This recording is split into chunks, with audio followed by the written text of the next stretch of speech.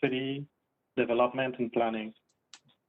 Okay, so based on what needs to be discussed, we need to go into executive session. So I would ask for a motion to go into executive session, So moved. and I will second it. All in favor? Aye. Aye. So I'll see you in executive session. We will go into executive session and we'll come back out for public safety committee meeting discussion.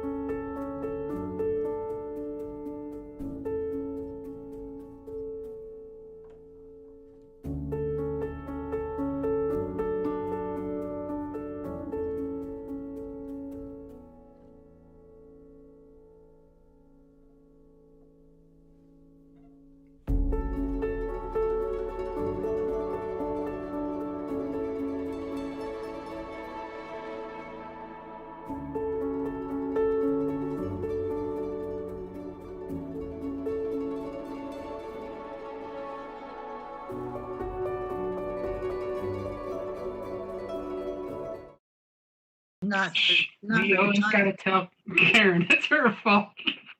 I like that, Andrew. She isn't on yet, so we'll get that soon.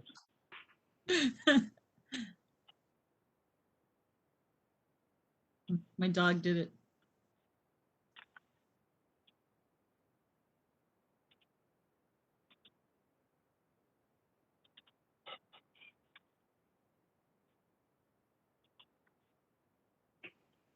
Karen's actually in the attendee list now.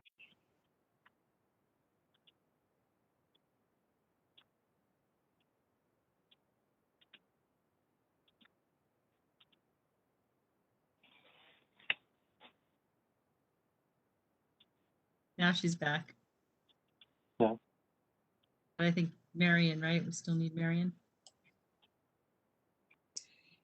It wasn't letting me in. I don't know what's wrong with it.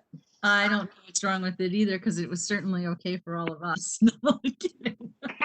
Well, I actually took a picture and sent it to Samantha because I didn't know what was going on because the submit button wasn't lighting up green. I'm only kidding. It happened to me as well. Okay, well, It happened to everybody. They had to restart the meeting because we closed out the meeting. oh, okay. So that was it. We were going to try to let you think it was just you. I was getting a complex. You don't want me as part of your team anymore. We changed the locks on the door. Yeah, there you go. All right, I think we have everybody here. Looks like it. Yes. So, Ms. Zalewski, wasn't you want to close out your city development planning? I was just going to suggest that I'll entertain a motion to adjourn, So moved. and I will second. All in favor? Aye. Aye. Go ahead, Mr. Mudavaren. Thank you. I would like to recall public safety, and we continue our discussion regarding police reform and reinvention collaborative. May, is there anything you would like to say or before we go into the city council recommendation, or Chief Clifford? I don't have anything at this point, Mr. Mudavaren. Thank you. And I also don't have any, Mr. Mudavaren. Thank you, Chief. So last week where we left off, last meeting we left off is that city council member had made several suggestions. And we think it's wise that we go back and get these in writing and bring them for further discussion. And here we are tonight. We're going to proceed to discuss the recommendation that was put forward by the city council members.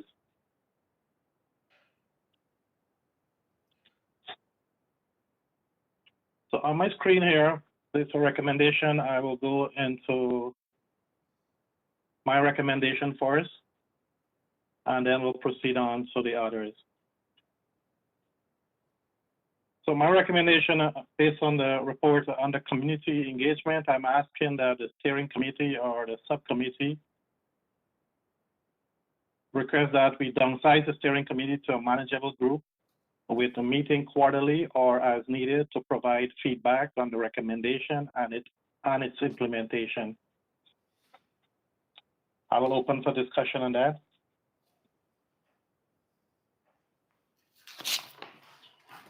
Mr. Mudavaren? No. Go ahead, please. All right, so I would certainly support that. It's something that was discussed at the steering committee level. And there seemed to be a level of consensus that it's something that would make sense if we're moving forward. And we're also saying that this is a continuation. There needs to see somebody who is kind of overseeing it and reviewing it and just making sure we're meeting those milestones. I know the mayor said that he didn't have any formal way that he wanted that it was going to be set up right now, but it certainly said something we could discuss. So if we're doing what we say we're going to do, which is, continue to, this is just the beginning when we hit our April 1st milestone, then we definitely need some way to continue to look at it. Because if it's not assigned to anyone, then, then what really happens to it and how does it get done? So I think that continuing with the committee, but downsizing it because it was a lot of people, just makes sense. Mr. Mudavaren? Go ahead, please. I agree. We should downsize it, and and make it a manageable group where people can actually, at a time that is convenient for all that are attending to call in, or give, be in person at a meeting at some point in time, maybe. And I don't know if it's necessary for us to say exactly how many times a year they need to meet, but I would leave that to the discretion of the chief, because we are going to be having community engagement meetings on top of that. So as long as those are happening, I'm assuming that some of those individuals that are part of the steering committee would also be attending those meetings. So I don't want us to be meeting out is the only thing. I just want to make sure that we're productive. Yeah, thank you. And that was one of the reasons why I kind of add that part, it as needed. So if there is need to be have a meeting, then we'll chief and the mayor will set it up. Mr. Mudavaren? Just to provide feedback as to the recommendation and the implementation process. Mr. Palomini. Sorry about that. I thought you were done. No, stop. Large, I'm okay with this. Just a suggestion, and I'm not like dug in on this. Instead of saying steering committee, how about stakeholders? That way, if there's other groups that need to be met with, nice English, if they need to be met with, that it gives a little bit more flexibility, just a broader term to bring other people in that might be able to provide some input. But just a suggestion, nothing that like I said, that I'm dug in on.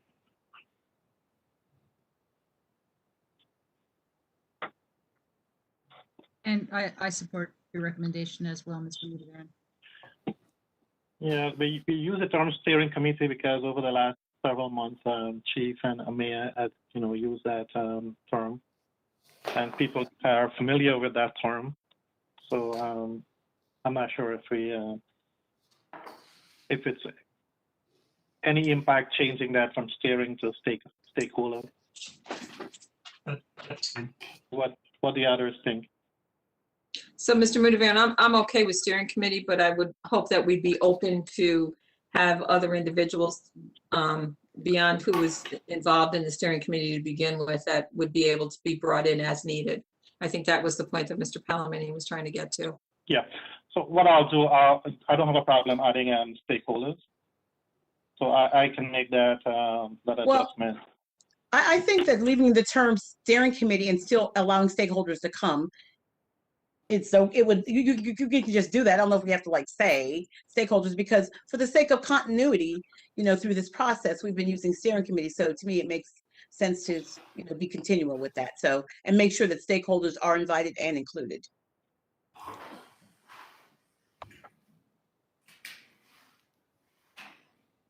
Any other comment on this part? Seeing none, I move to B.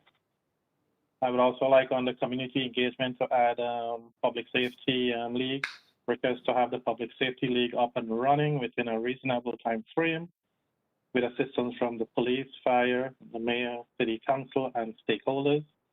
The mayor and city council needs to discuss allocating funding from CDBG to the public safety league.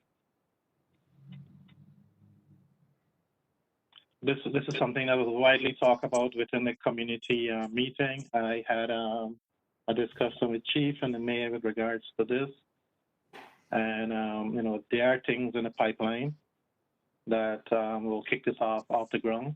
So I just want to reference to this so that the public can see that these things are referenced in the recommendation, and it will be implemented once everything is put in order.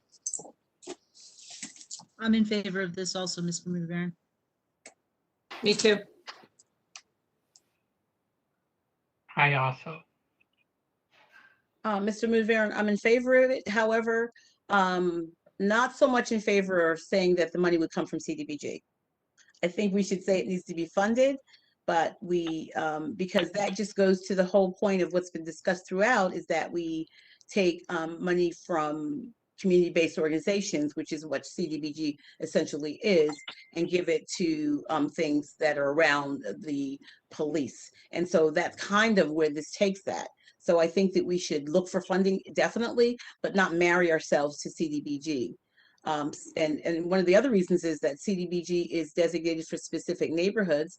And I'm hoping that the Public Safety League can be from children and young people from all over the city. So I don't want us to narrow ourselves down to one type of funding. And so therefore this be open only to children from specific neighborhoods.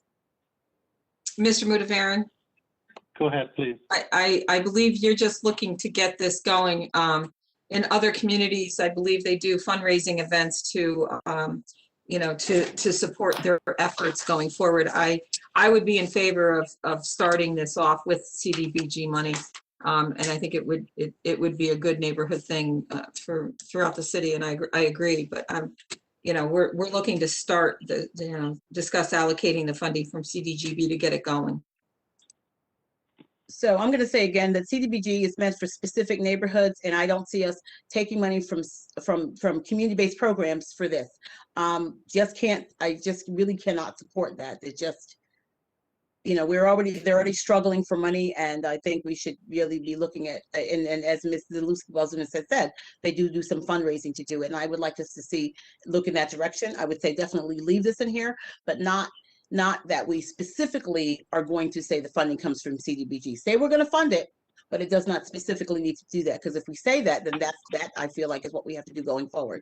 So and that I'm finding troubling.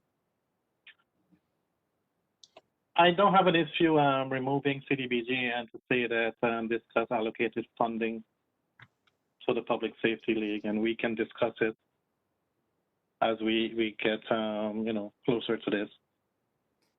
Mr. Mudavaren? But yeah, I mean, I can remove the CDBG and leave that you know, open.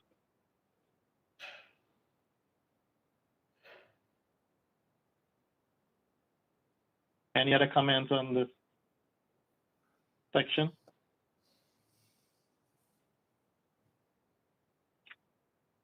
We'll move to number 2, diversity, inclusion, and recruitment. And I'm asking under recommendation number 9, and it has to do with City of Schenectady Affirmative Action Officer. Request that when the diversity plan is completed by the AAO officer and approved by the mayor and city council, stakeholders within the city will work to implement such plan across the city to include both the fire and the police. And just to add to that, Mr. Ron Gardner is actually working with Chief Clifford on a comprehensive diversity plan, and will include all of us as we get that plan going. It will be presented once it's off the ground to all of us. Mr. Mudavaren? Go ahead, please. Yeah, I'm definitely in favor of working with Mr. Gardner on this. I think this is going to be great to have it as part of this larger diversity plan. I was just wondering if you could define a little bit what you meant by stakeholders in this particular statement. Pardon me, if you mind repeat that, please. What do you mean by stakeholders right here? Like who like employees of the city, or I just need a little bit more clarification on what you mean by stakeholders within the city. When I use the reference to department, every department that within the city.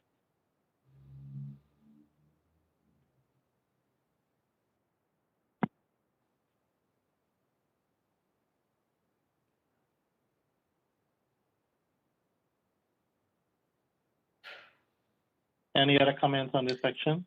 No, I support it. I think it's so, as you said, it's already being worked on, I guess, with the chief and Mr.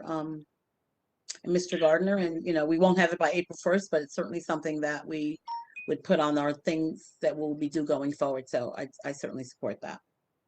Absolutely. This is something that I don't expect it to happen in 30 days. This is something that we have to work on. It's detailed, and we make sure that we have all department heads involved, the police chief, the fire, the mayor, and everybody involved, and work with Mr. Gardner on coming up with a comprehensive plan that is usable within the city. So, Mr. Mudavaren, just as a reminder, this is the beginning, not the end. So I look at all of these changes, all of the entire document to be a launching pad for, how we're going to improve going forward. So, I don't think anything is going to happen overnight. So just want to make sure everybody that's listening in understands that this is not a one and done. This is an ongoing process. Absolutely correct. And this is what we want to reference it so that, the community out there is looking at this and we are giving Mr. Gardner the adequate time to come up with this plan. And he's actually having, several meetings with outside groups to help him come up with a draft plan that can present to us.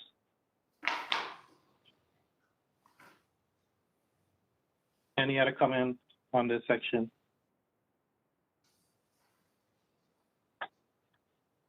I will move to the final recommendation, under Community Health Initiative.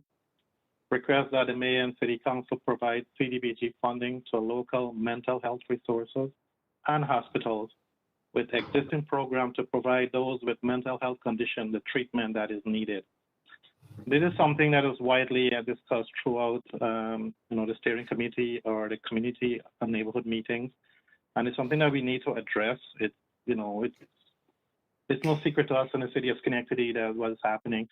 So how do we partner with other stakeholders to help them? And the thing is that we need to be a true partner in terms of providing financial aid to these organizations, hospitals that have these services, and able to finance it so they can go beyond and not turning people away for treatment. I'll open for question on this section. Well, Mr. Mudavaren? Go ahead, please. Yeah, I support what you're saying here. I think that anything we can do to make sure that we have adequate mental health resources within our community organizations, with our hospital. I mean, I think that anything we can do to try to nip issues, before it would get to the point where the police needed to be called in. In other words, if we were working as mental health professionals with folks, folks are out there working with them, but I'm just saying anything we can do to strengthen those services so that perhaps people are getting the help that they need before crisis situations happen. I think that's a good thing. So, and I do think that, I've been on the other side of this for many, many years and had many, many unfunded mandates given to me as a nonprofit person. And I would have to say that anything that we can do to support our agencies and our healthcare system with available CDBG funding is great. So I do support this. Thank you.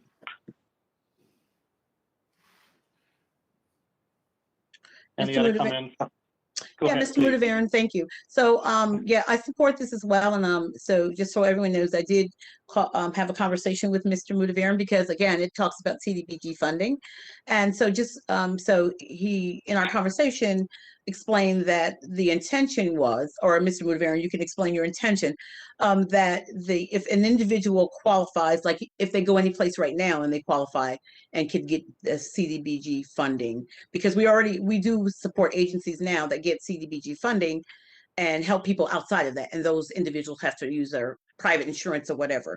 So as long as the individuals who qualify for CDBG funding and are being helped by that particular program, then that money can be used in that way. So was that what you, did I explain that the way that, did I understand that the way you explained it? That is my intention, is to use the CDBG funding then specifically for people who are within the CDBG track. And the agency or the hospitals that we're going to be providing this fund, let me just, anticipate that they will, screen these people and look at the zip code they're coming from and provide assistance once they're qualified. So the funding would still go to the organization or the hospital or the healthcare organization, not to an individual. Right. That is correct, yes. I'm sorry, I just wanted to clarify that because I didn't think that CDBG funding could go to individuals. No, it goes to an organization and they will provide a service if the individual is qualified. Great. Any other discussion on these 4 recommendations? I don't have an issue adding stakeholder to in the steering committee part there. We'll try to add that in. And removing CDBG from B and open that up. I have no issue with that. And I can make those changes and resubmit. If there's no further discussion on this section, I will move to the next section. Ms. Zaluski-Walzonis have no change. She's comfortable. Would you like to, Ms. Zaluski, or you're good? So, hold on, my dog's barking. Yeah, I was happy. I saw the changes that other people were making, and I was in agreement with most of them. So I'm okay with what's been presented. I thought there was a lot of really good work done here. Thank you.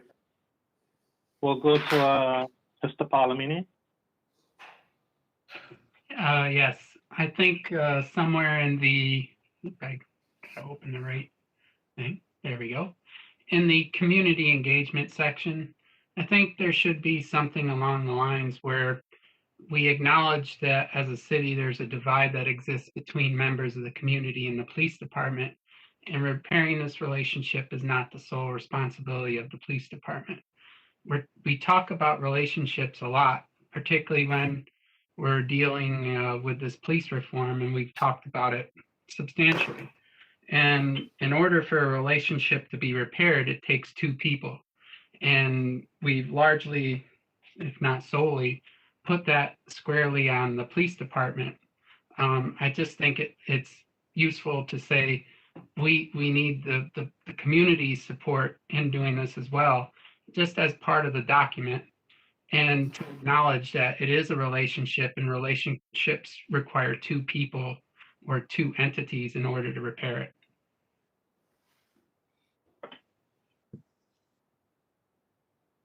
Mr. Mudavaren or Mr. Palomeni? Mr. Palamini, you're asking this to be under community engagement?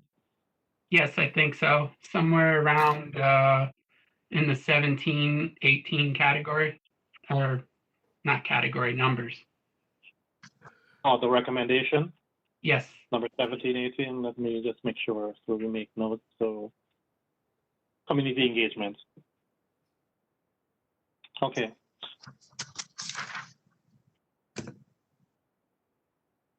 There was someone who would like to speak. It was me. Yeah, just please like, go ahead. Actually, could you put it back up, Mr. Mudavaren? Well, I have it printed out. Hold on. I just want to make a suggestion to Mr. Palomeni. I think the Go ahead, second, please. I think the second sentence here, which he has now, John, you now have it listed under number 2. I think that actually fits with your number 1. So see that? See how it says? I mean, I think they're both related sentences. I'm fine with that change.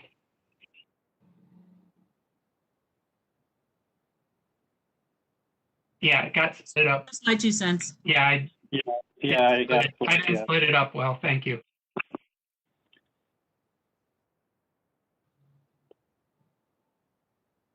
Any other discussion on Mr. Palamini recommendation? I just want to clarify, are we adding it or are we saying it's covered?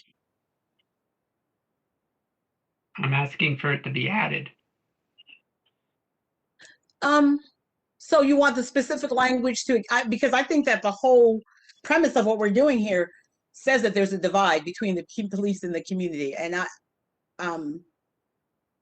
that to me is like one of the reasons we're having the whole conversation. So where would you say specifically we put that?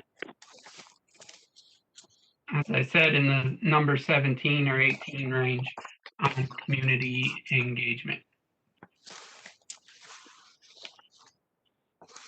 Well, I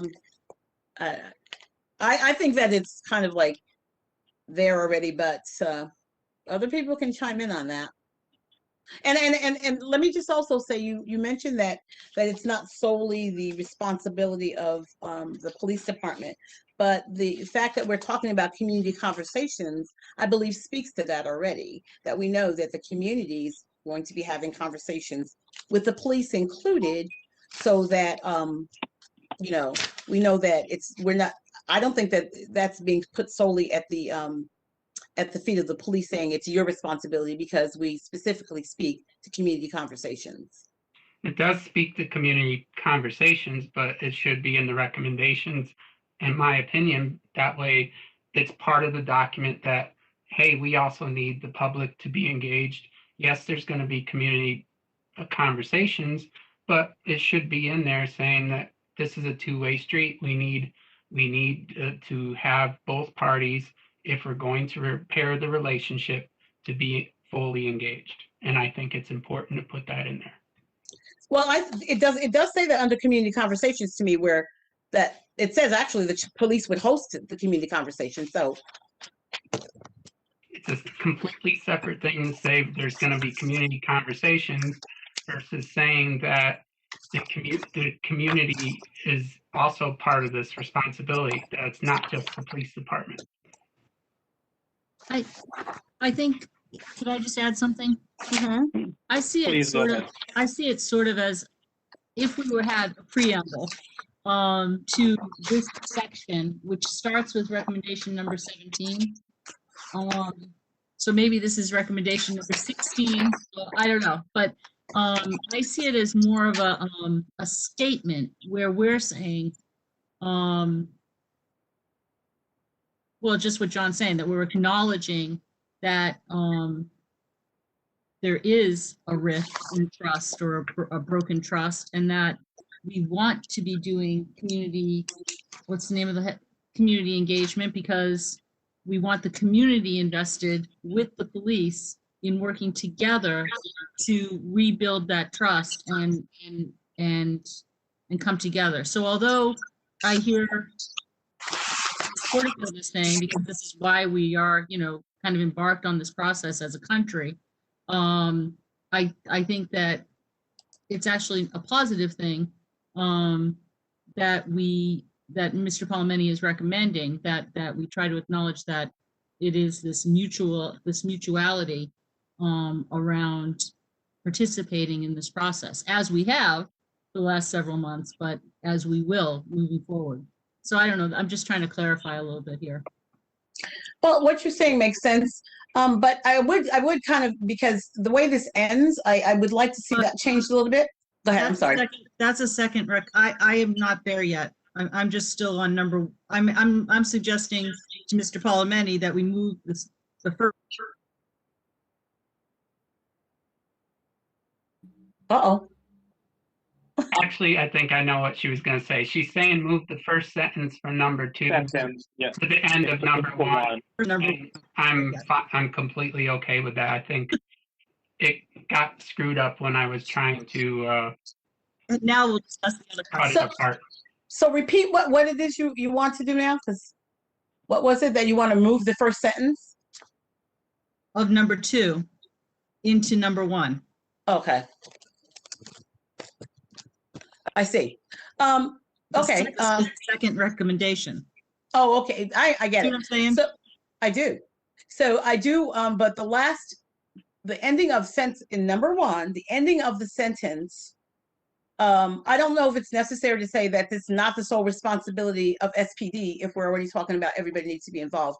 It's as though someone were throwing that total responsibility. So I'm not sure if that language is really necessary if we're saying that the community and the police are going to come together, that sort of disclaimer is needed there. I'm not sure how that strengthens the whole statement.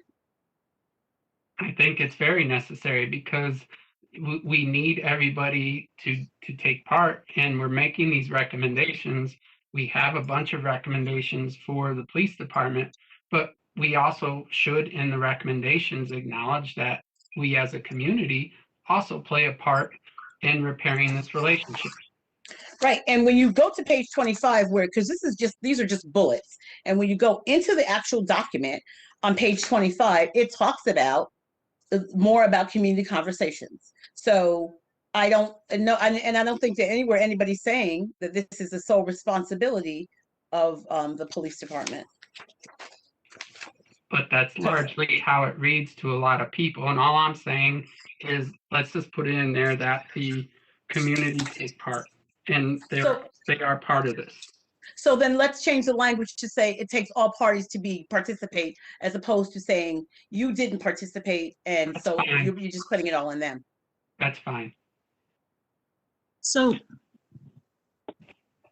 Mr. Parliament, if I may recommend, when the first sentence, you're moving up into the number 1. Instead of saying, would it be wise to add Schenectady City Council and the mayor's office, or the mayor? And the Yeah, mayor? I'm okay with Because that. we need everybody, or we use a broad term, because we don't want to say city council alone. This is like everybody needs to get to the table and help.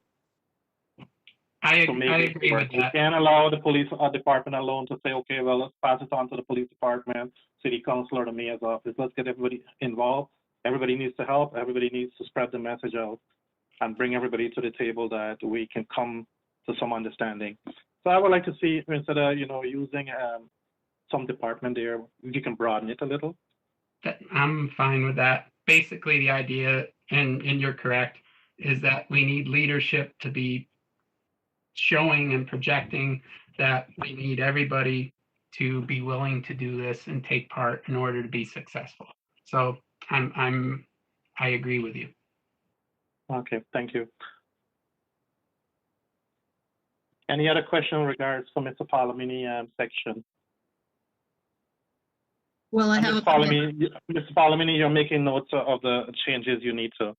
Yeah, I'll hopefully send something out tonight. Let everybody look at it. We didn't get to number 2 yet, though. Okay, go ahead, please. It's recommended that the CPRB acknowledge, might need to work on that wording, that they have not met the requirements of existing legislation to build relationships between the community and police, and that they commit to working closely with the police to build that trust. Basically, the premise I'm just trying to get across here is that there needs to be this outreach that hasn't been successfully accomplished as of yet, and that there's some sort of acknowledgement that there is a dual responsibility, a shared responsibility with the police department and CPRB, and I think that's necessary when we talk about some of the things that we've talked about in regards to the CPRB, and that would be section 24 or bullet point 24. Yeah. If I may add to that, I mean, I'm fully supportive of this, but what we need to add here, Mr. Palamini, is that how do we get them to do the work? We need to provide some funding so they can get the outreach coordinator, as stated in the city charter. So what I would like here, if you don't mind, is to add, we need to provide funding so that they can hire personnel to help them with these tasks. I'm not sure if we're expecting the police to do this work for the city CPRB. It should be an independent personnel that we provide funding and hire from within the city. I'm not sure how we can, Mr. Mudavarren? Go ahead, please. I'm not sure that I would support that. I do have a change that I'd like to recommend to Mr. Palamini with this wording, and then I'll come back to the funding issue. But I would just suggest, and I know that you know that I'm Miss Editor, but I think it maybe might strengthen your statement to say it's recommended that the CPRB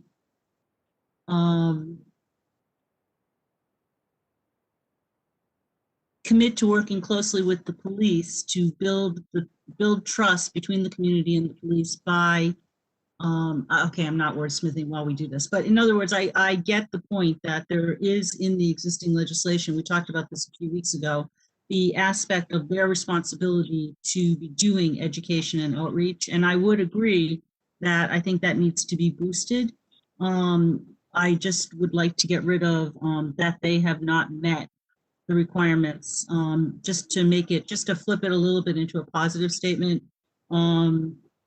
So it is, I guess I would say it's recommended that the CPRB meet the requirements of existing legislation to build, to do education and outreach to build relationships between the community and the police. Something like that. I hate wordsmithing as we go along here, but that is what I would recommend. In terms of the funding issue, I mean, they are a volunteer board. We all serve as volunteers on various boards and put our time into all of these things. I mean, Ms. Porterfield and I are working on something together right now that we're volunteering with other people, and it's an educational initiative. And sometimes you just get to put together things that as volunteers.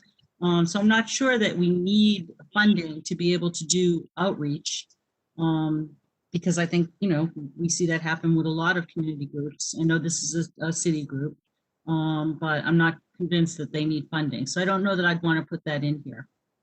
Well, I agree with that. My two cents. If I may add to that, is one of the reasons why we're not getting these outreach is that people are volunteering and they do not have the time. But in our existing legislation, we have these positions within the CPRB that we can able to fund 1 or 2 positions to assist the police department and the CPRB in this work. I mean, well, I would be open to discussing that later, but for me, again, that would be a CDBG funding kind of thing.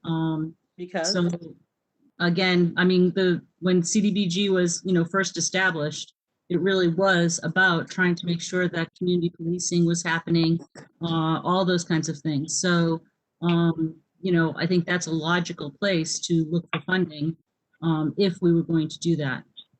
But I mean, again, I think that's a larger discussion and not necessarily part of this bullet. But again, my 2 cents. Mr. Mudavan. go ahead, please. So I don't object to changing the language. I knew it needed some wordsmithing, so we'll work on that and change that out. I'm fine with that. As far as the funding goes, I guess right now I wouldn't be in favor of that. What I would like to see is some outreach efforts made, and I think that can be done, see how that goes first, whether that's just somebody going to a neighborhood association meeting, working with the city to create, I'm not sure if there's a Facebook page, some sort of outreach efforts, and then assess it and see how it's going before committing funds. I'm not objectionable to CDBG funds in the future, but I just think let's just get the ball rolling, making some sort of outreach efforts, and then assess it. But I take your point well. It's well taken, Yeah. I should say. No, I'm fine with that. That's fine. We can revisit it. Absolutely. Mr. Budavaran? Go ahead, please. Okay, so in terms of outreach and education, I just want to be clear that the existing legislation says that the board shall charge and oversee its paid staff. So the existing legislation already talks about this work being done by paid staff. It's under 9317. So, but now what we're saying is we want volunteers to do that. So it's already in the legislation that this will be paid staff. And in terms of other boards, and Ms. Carmel Patrick said that we volunteer, but this is an ongoing thing. And we do have boards that we pay, and like the bar, and they get a substantial amount of money for their doing that volunteer work. And we do have other committees that do volunteer work and get paid. So I don't know that we can ask volunteers to do so much more to go out to the other meetings, because in addition to volunteering for us, most volunteers volunteer for something else, and we're not just their only thing that they do. So I think we should limit what we don't want to overextend what they do. They have to go to meetings and really dive through the things when it comes to these complaints. So that's just another ask. And I'll go back to how I started. The legislation already says that they would put this charge to their paid staff. So I strongly recommend that we look to funding a paid staff member to do some of this work. And I mean, I don't know how much we're talking because we've only hired somebody once to do do investigation, and I can't remember at this point in time what we paid. However, I think that we should definitely look at getting a paid staff member to do this outreach, to be out in the community, and to make sure that people know, and not just lay this to the members of the CPRB, because once they're out there, not only are they going to be giving education, people are going to want to dive into the cases. They're just going to know. It's natural. It's curiosity. So I think that we separate them from that, from having to like answer those kind of questions, and just have someone do outreach. So I strongly support that we fund the position, and I will not necessarily say it comes from CDBG, but we should look someplace for it, because we're getting everything out of CDBG tonight. Do we have to, in this report, have this discussion around that piece, I guess? Oh, that's No, why I was recommending we just get the ball rolling, and we can assess it as in the future and see about funding if it's necessary or not, and then go from there. I mean, these are just recommendations. And the idea is, let's, hopefully get some marketing outreach, whatever the term you want to use, for the CPRB, just to get some of them letting people know that they exist. And, it might be something where they, as a board, meet and say, look, we want to have something, a full page on the city website that's functionable, and having that redone and reworked. That's something, hopefully city staff could do and help with. The same with a Facebook page, to get information out there. Just start the ball rolling, and then see where we go, and then assess it, and then look at where things stand. So I can support that. First of all, I can support what Ms. Patrick has said about taking out some of the language where about, that you're not doing your job, basically, and that we start, someplace with doing things that are easy, like Facebook and our city website, and towards the future, looking to make sure that that particular position that's in the legislation is something we fill, and make this much more robust kind of board, to make sure that the work is doing, and we do sell it as an independent board, and a board that's independent really needs somebody to kind of do some of the work that volunteers just can't get to. So I support those changes. Are there any other discussion regarding this section? So, Mr. Palomini, you have your notes to make those necessary changes, and we'll get them in this evening to the mayor and the chief. Okay, thank you. We'll move on to Ms. Porterfield, and we have a separate tab. Ms. Porterfield, it's all yours.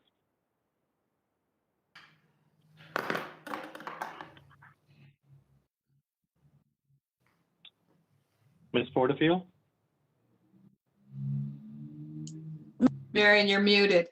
Unmute when I'm talking. Okay. Yes, you. Thank you. So what I was saying is let me bring it up on my other device, because what you have there is kind of small, and I did not print it out. So just give me a minute to do that. Oh, I can get that. Go ahead. Okay. Can you see So yes, thank you. For the use of force, I spoke about this at the meeting, and the response to resistance. I really don't agree with the change of the term to response to resistance. Again, I think it puts the onus on the person that's being detained or questioned. And again, use of force is a universal term. And even it's referenced even in the material that that the chief put out, where it says that within law enforcement, it's as indicated by reference to the use of force policy, which was revised in 2020, which is part of this narrative that we're talking about that's going to be submitted. And so I don't think that we should change that term, and I'd like to see it remain as use of force. Okay, so I guess I'll just stop right there, and we can have discussion about that. So, can I go, Mr. Mudaber? Yep, sorry, please go ahead. Okay. I actually prefer response to resistance because it's not necessarily it's someone that's not responding and they're resisting whatever the calls are that an officer is making. And if someone is not, if they say stop and they don't stop, they may not necessarily go to immediately to use of force. There's going to be a response to the resistance and what that might be. And I think it's I don't want to say I think it's a better description of what we're looking for is we want to know what the response was to a resistant individual. So my own personal opinion, I think it's a much better way to approach things as opposed to, use of force is, it's not necessarily necessary. It's whatever the response is to whoever is resisting. So it's very specific. I like this. I like this language. I like this terminology. I think it's a good way for the staff, the police officers to understand that it's a response to resistance. It's not, you're not necessarily using force. I mean, you may be, but it's whatever the response is to whatever resistance is being, I actually like this, and I think it's good terminology. Personally, I would be in big support of this.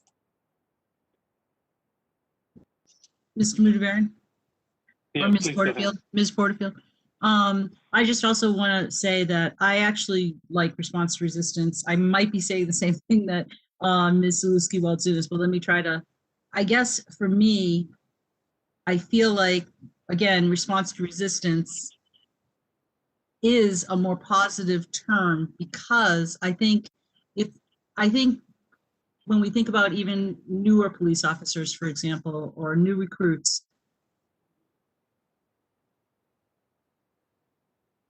I think that we're helping to try to change a mindset that rather than saying rather than bringing right to the forefront force, instead we're saying you need to respond in an appropriate way when someone is resisting. And so maybe it's not going to be a use of force. Maybe it's going to be some other response that you need to employ. And so I just feel like that maybe psychologically, in terms of mindset, it might put for the officer a more positive spin. In other words, no, I'm not going in there to use force. I'm going in there to respond, and I have to assess the situation, and using my training and using my professional expertise, I'm going to respond to the resistance. Maybe, and that doesn't necessarily mean I'm going to use force.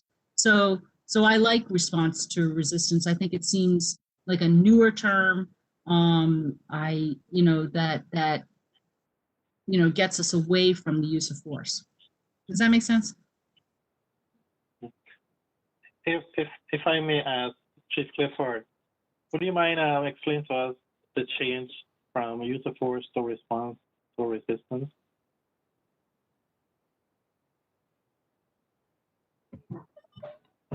Sure. Thank you. The policy that we presented is something that we adopted from a neighboring agency, and we were doing our research. We were looking for the ability to collect better data on our forms, and the form that we're using we adopted from Troy, and that was the terminology they used. And when we looked into it a little bit further, it really represented what police officers were truly doing in the field when it came to responding to the actions of an individual that they were asking for compliance of. So there's many times that, the force takes many different forms. It could be verbal commands that our forces begins with, and if compliance is not gained, then it moves on to possible leading the person, and of course, if they resist, then it could turn into a resistant handcuffing, and then it could just escalate from there. So the mindset that we had going into this was that we like the response to resistance, because we want officers' mindsets to really to be more from a guardian perspective than a warrior perspective, and we're not going to drop the term use of force. It's still in our terminology, but the form that we're completing after engaging with persons who are not compliant, it really is a response to resistance that we're asking them to document, and we're doing it with better information, more complete information. So it was really the form and the complete information that we were adopting, and the terminology just happened to go along with that form. And you mentioned that Troy changed the term, and they're using the response to resistance, or both? Correct. The form that we adopted, that we have right there in draft form right now, is one that we adopted from them, and of course we modified it to meet our needs. But it wasn't like anything was deleted. We just changed the name on it for ours. So actually, can I just ask another question for the chief? Go ahead, please. So this is sort of actually a management kind of thing. I mean, it's not really, it's it's the change in a name that you are, that the police department's making. It's a management piece, not necessarily something you need our oversight on. I think it's a mindset. No, but I'm just saying, I'm asking. You're asking Chief the question. Yeah. Okay. Chief? Sure.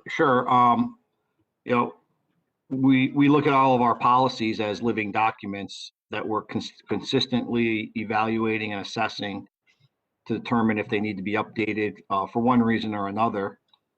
And in terminology does get changed in policing as we adapt to the environment that changes. So this is just one of those cases that quite frankly, we probably would have done it even if we didn't have this reform and reinvention collaborative occurring. And it's just something that as a command staff we discussed at length, and we decided to adopt it, and then we were given the Executive Order 203, and we just figured that it would be best just to hold off on any changes until we got through this process. Mr. Motivaran? Go ahead, please. Yeah, I was curious about this as well, and I started doing a little bit of research, and it seems it's being used all around the country. It's being changed, and I found one particular statement that I think, and Chief, I'd like to get your input on this, where it says in this change in philosophy from use of force to response to resistance, it gives direction in the escalation and de-escalation of resistance and the escalation and de-escalation of control necessary in police incidents. I thought that was extremely well said. And Chief, is this what you're getting at? Yeah, it is. In our training, our training sergeant consistently stresses that it is the person that we're dealing with during an incident that really dictates what force is used. We had an incident that happened over the last couple of days where officers responded to a disturbance, and a person was holding a weapon in their hand upon their arrival. That could have gone very badly. but the officers gave commands and the person complied, and it ended very peacefully. Had that person raised that weapon at the officers, it could be a different ending. And that's ultimately what officers are training to do, which is to respond appropriately to the actions of the person they're dealing with. And certainly, we're talking about lawful orders here. And the expectation is that when a lawful order or request is given, that compliance will be given. And when that happens, typically there isn't any force used. There shouldn't be.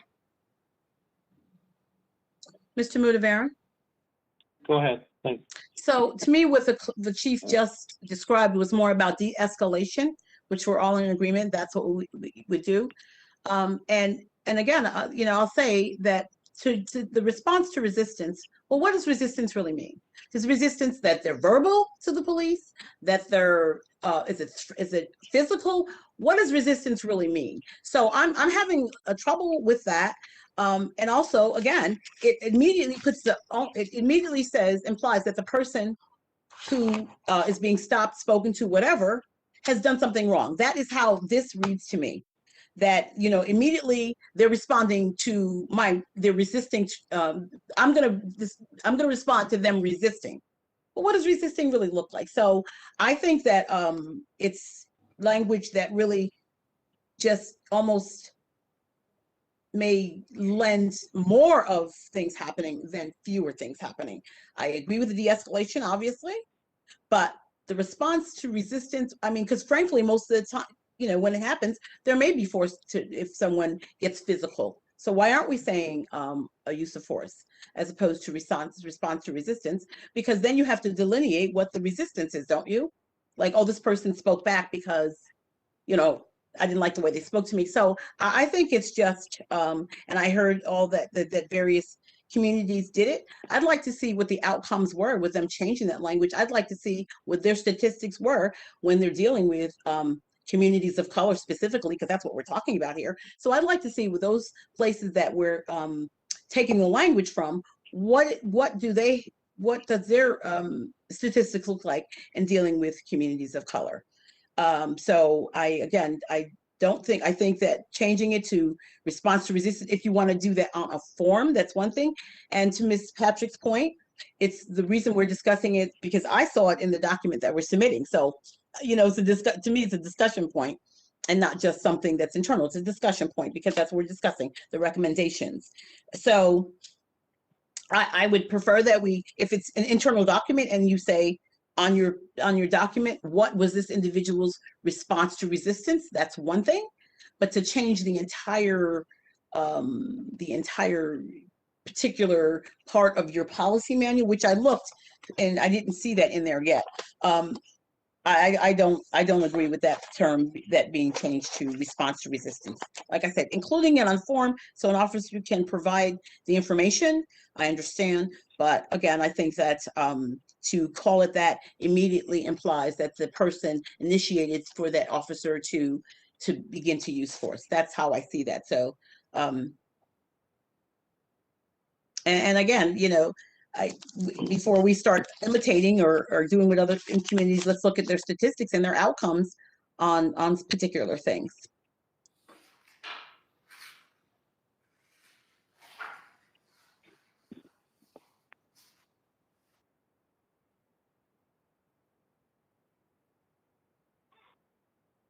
Any other response to this section?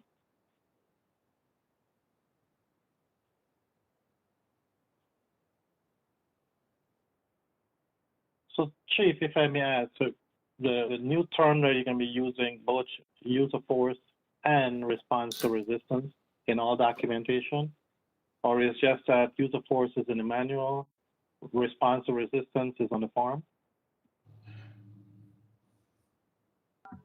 Am I getting that correct?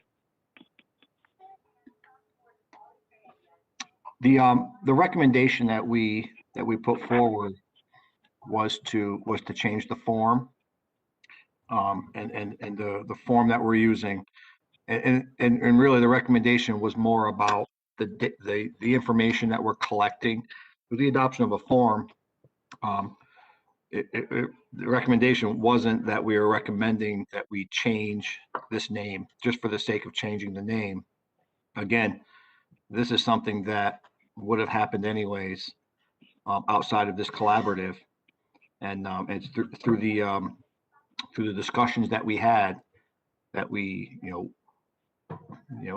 we heard from the community that they wanted more reporting of the data when force is used, and this form fit that bill for us.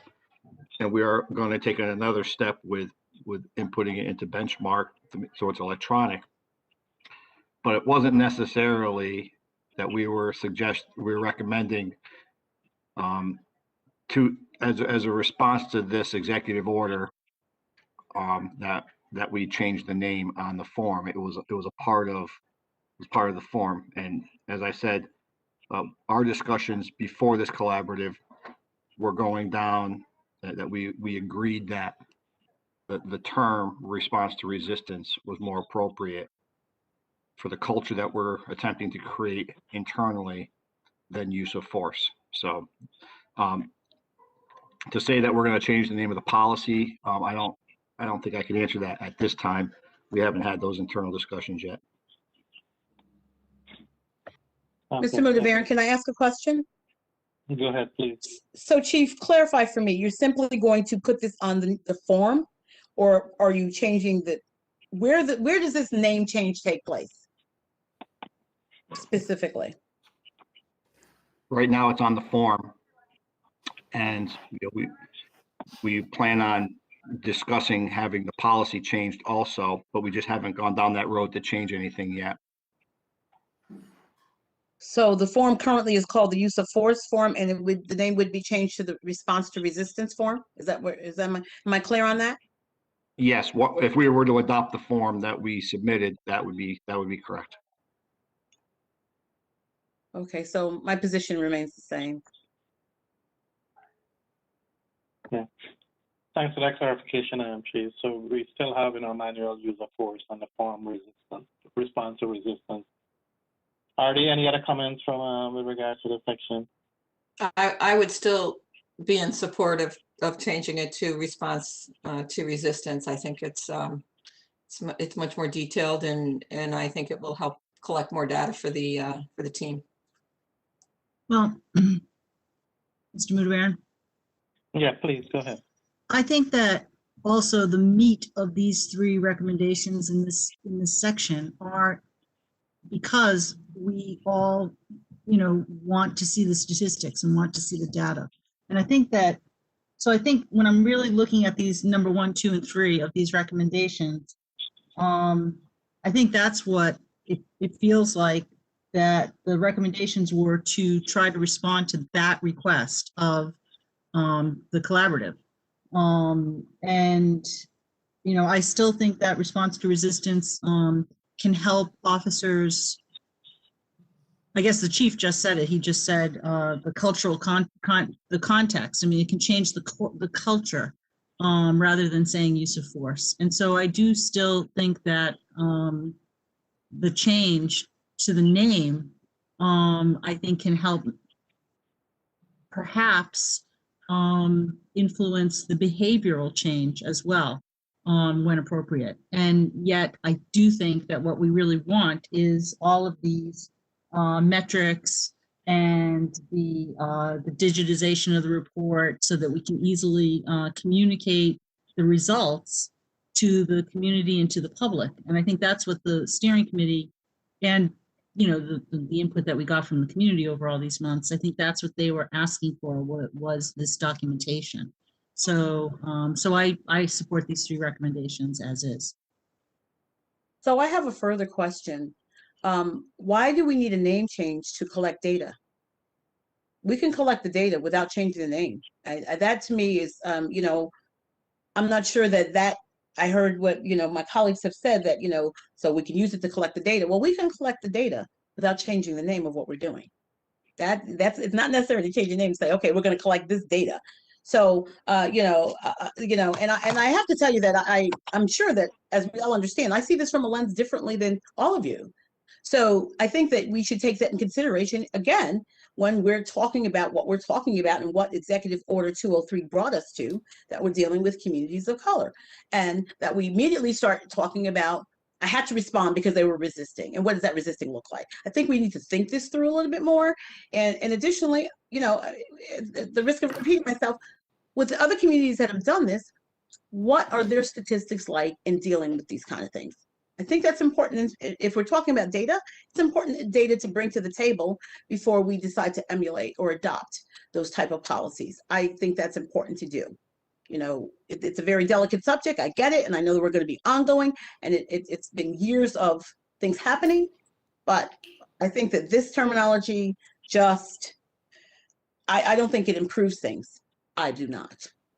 And so I'm sorry, going to have to disagree with you on that, because I do think it is a matter of perception. I think, and I guess for me, the perception would be that I'd want the officer to have that perception that they have to make an appropriate response, and it may not necessarily be use of force. So I'm trying to change the perception. But that's not what, to me, that's not what this says. Which I think the language can make, well, I think you and I would agree that language makes a difference. Sure does. And so it's just that we're disagreeing on this from either, for me, I'm looking at the training of the officer, and I want that training to help nurture making sure that force is not always going to be the way to go. So I guess we probably will just keep going back and forth. So that'll be my final. No, I don't. I think that training is a good place to use this term, but not as part of the manual. And we do see it differently. And keep in mind that we're talking about communities of color being policed for the most part by people that don't look like them. So let's keep all of that in context. So I think that's important. And again, this to me goes right to, like, that person started doing something and I immediately needed to respond to them resisting. And what does resisting look like? And so I really think, Chief, all due respect, you said you spent a lot of time but it's in this document. So I felt like I really had to bring it up because it really struck me when I read it. And I think that we really need to consider how the recipients, not just the police officers, but the individuals who this response to resistance is applying to, how is that for them? And what does that really, again, look like? What does response to resistance look like? Is it just because I spoke back to an officer, or that I refused to even speak to them at all? Because sometimes that happens. So we could go on, and obviously, as I said, we see it from different lenses, but I want us to keep in mind the lens that many communities of color see it. I belong to one, and I obviously spend a lot of time interacting. So I think that we need to keep that in mind, and I think that this immediately puts it on to the person who's being detained, and we should be careful about that. Mr. Modaver. Go ahead, please. So, if anything, I would think that a response to resistance is something that may or may not mean force, but it's something that I would hope that our officers would be able to approach on the response on from their training, respectively, whatever the situation is. We need to remember that they don't know what they're walking into. And as Chief Clifford said, that, I read the article in the paper, I think it was this morning, things could have turned out very badly with the situation that happened the other day with, a Glock that had 31 rounds in it, and, he has it in his hand. It could have been a worst case scenario. And I think what we need to do is remember that, these individuals are putting their lives on the line every single day. And we need to understand what they're going through. And I understand that, we have to look at the community and we have to look at from all the diverse backgrounds. But at the end of the day, I would rather us use to get a mindset of response to resistance as opposed to use of force, because there are multiple ways to respond to resistance. and it's not always the use of force. And I think it's important that we clarify that and understand that there's community members out there that I believe from all backgrounds that would agree with that. You know, response to resistance, you want to know what's the resistance and what's the response going to be. So I feel pretty strongly about this because it's going to change the mindset. It's going to have a different look. It's going to have a different feel. So from my perspective, you know, we have a very good police department. Nobody's perfect, but I think this will help to change the mindset. And I'm fully supportive of what the chief said, and very proud of our officers that, you know, did what they did the other day with, you know, someone, you know, holding a gun in their hand, and cool heads prevailed. And, you know, the individual did what they were supposed to do. So they responded appropriately, and there was no resistance. So, you know, I think this is a much better way to clarify and communicate. What it sounds like to me, they de-escalated, which we're addressing, but it looks like we're not going to agree on this, but I really think we need to take a deeper dive into what's being said in terms of these words. Yeah, if I may add, it doesn't seem that we're going to have the support, Ms. Porterfield, with this section. Can we move to the next section? Yes. Thank So you. so on page 8 of it, under 303.3 for use of force, where it says, the very end of it says, unless no other option is available. However, if you look back on page 7, it says that the prohibited placement of an officer's knee or body weight to the head of an individual, period. So I think that we should drop the language unless no other option is available, because in our prior conversations, my understanding is that's what it was going to be, that this is prohibited, period, not with the unless clause. So I was a little surprised to see that. And I looked back into the old, well, not the old, the 303.3 in actually the policy manual. And I don't see that mentioned there at all, but because the language has changed a little bit, and which is why it's here. So in terms of the use of force and the knee to the head, again, I think we should take away the language that says unless no other option is available, because on the prior page, it says that statement's not there, but it's added on page 8. Mr. Mudavaren? Yeah, I was going to ask Chief to kind of give us an explanation, and then I'll get back to you if you don't mind. Okay. Thank you. Chief, can you address that to us as to the first part and then this unless? Yeah, I'm not sure why it is in our current policy right now for the use of force. And that second part of that, unless no other option is available, you know, no two situations are ever the same. And, you know, while we've made it perfectly clear that no officer is to put, you know, obstruct anybody's airway for breathing, and not to put their knee or body weight on the person's neck. This is a trained technique to hold the person's head to control the body, and the way our policy is reading is that they're prohibited from doing it. However, you know, if no other option is available, it gives them that ability to use their knee to control the head.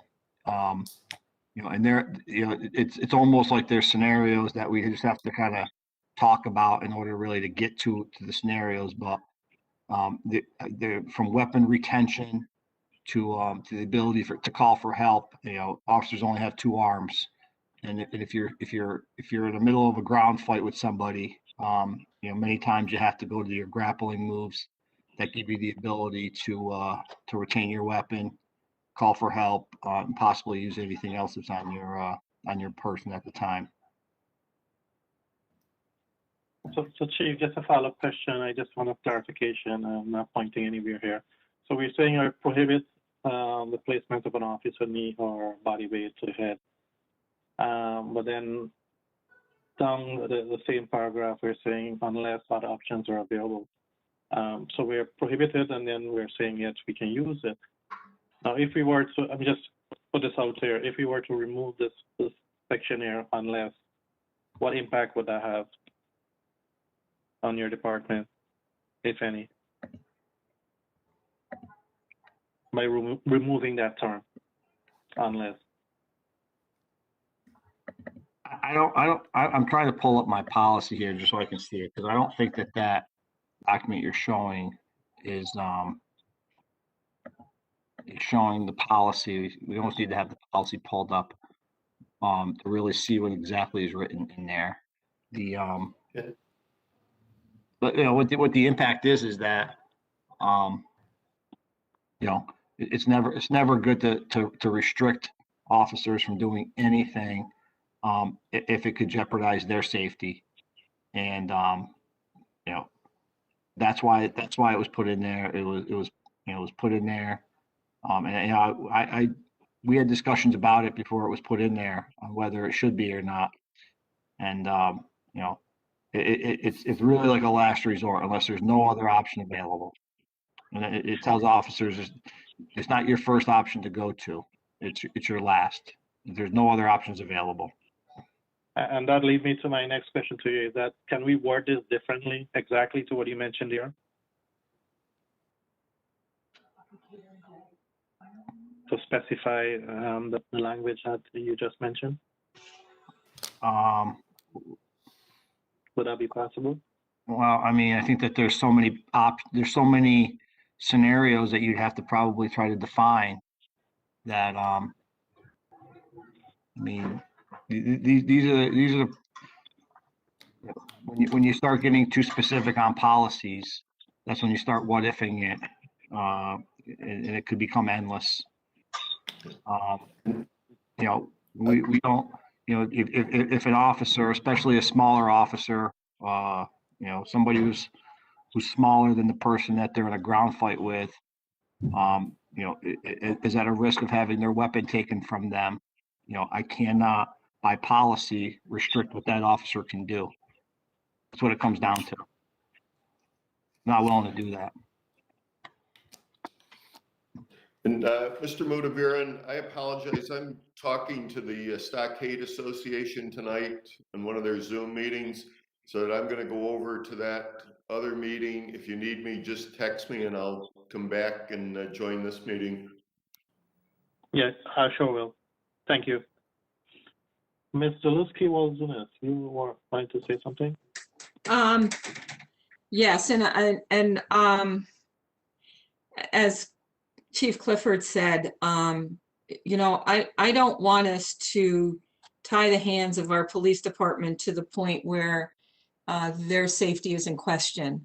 And, you know, my thought on this, and, you know, I know we have, and Chief Clifford just mentioned this, and we have different sized individuals on the police force. And, you know, I remember several years ago, there was an officer that was, you know, pretty severely beaten, and, you know, by someone who had, you know, who had some martial arts training. And unfortunately, our officer was, you know, he was laid up for quite a while. And, you know, thank God he's fine, and all, you know, he's back in uniform and doing well. But I would be concerned that that situation would happen again if we were to take and say, you can't use all of your training that you've been using over the course of, you know, the last umpteen years. And especially if you're in a situation where someone is, as the chief said, someone's larger than you, or not even necessarily larger than you, someone who's been professionally trained to fight, and you're now, you know, in a scrapple with a, you know, a cage fighter that, you know, no holds barred. And, you know, what kind of tools do they have available to them? And, you know, I agree they shouldn't be putting their knee or their full body weight on their neck. But if we are to, you know, we have to maintain some sort of safety for our officers, and allow them to have, you know, we don't want it to be their first, but we really need to support them and make sure that, you know, unless there's no other option, we need to be able to let them use their training to make sure that they're safe. It's just my, you know, this is, you know, I don't want our officers in jeopardy because they can't use something that they need to. And I would say that, you know, they're well trained. They're very well trained, and I don't think anybody's going to put a knee on a neck. But if they're fighting with someone and, you know, they need to, I think they have to be able to utilize their training moves as warranted. So I would say that it would be as a last resort, but I don't think we should eliminate it completely because of, you know, we don't know what the officer's going to be combating when they're out on the street. Just my personal opinion.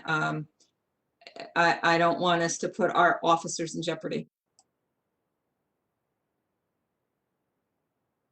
Mr. Any Motivaren? other comment? Yeah, Please. so just to be clear, because it's always is being approached as though, you know, we're trying to put the police in jeopardy and put them in harm's way, and that's not what this conversation is about. It's, you know, it's really about like trying to make sure that everybody is safe and walks away at the end of the day, right? So we're talking about somebody's head. That's a very important part of your body, okay? It controls everything else, which is what the chief said. So to put your full body weight on somebody's head, no. I mean, and Ms. Zalewski-Wazuna said, I don't think anybody's going to do it. Well, we know what happened just a few months ago. So it's not that it's not going to happen, because it has happened. And the example of the martial arts person, well, that guy was well trained. So, you know, I'm not sure what how the outcome would have been with that hand-to-hand combat kind of going on, because that was like, I don't want to call it an outlier, but that guy was really well trained, and I'm glad the officer is doing well also. But we had already discussed about the head to the knee when the situation happened here in Schenectady. And my understanding was that that policy was being removed from the policy manual. So to see it here and with this other added language, I'm surprised. And again, it was on the page prior to that. It's not even there. But when we get to the recommendation, then it appears with the unless no other options available. So I feel the knee to the head. I was understanding we were under the agreement that the knee to the head would not be. I'm not talking about the back or the rest of the body or something, but the knee to the head. So my understanding is that was something that we were not going to be doing. And again, it states it on page 7 that that's not something that we would do, and it doesn't have the additional language. Can I make a suggestion, perhaps? Sure, please. Go Is ahead. this something where, Chief, could we ask maybe that you go back and try to wordsmith something that works?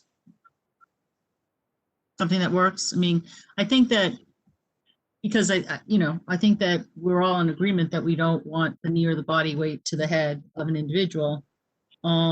So there are these other instances where the control might be needed if both hands are, you know, in use or something like that. But is there any, I don't know, is it worth you and your staff trying to come up with better language? I have no problem doing that. I'm just going to caution that the only reason that this is even in our policy is because of what happened this summer. And it was a reaction to one incident that forced us to put this in here. And as you can see, it's causing it's causing discussion. When you look at the entire policy in the totality, it's written within the policy that the officer has to be reasonable in what they're doing.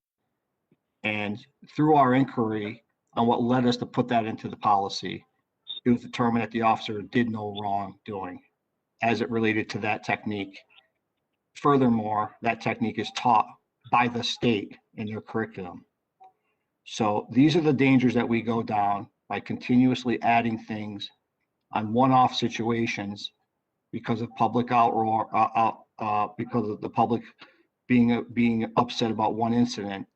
And as a management, you know, I cannot continuously let my officers who train regularly, who rely on muscle memory, sometimes for their life, to continuously change things policy related and just think that, well, we're doing it so when the public reads these, they're happy. So I will take another look at it, but this isn't something that that we can just continuously keep changing just because all of a sudden we're talking about this.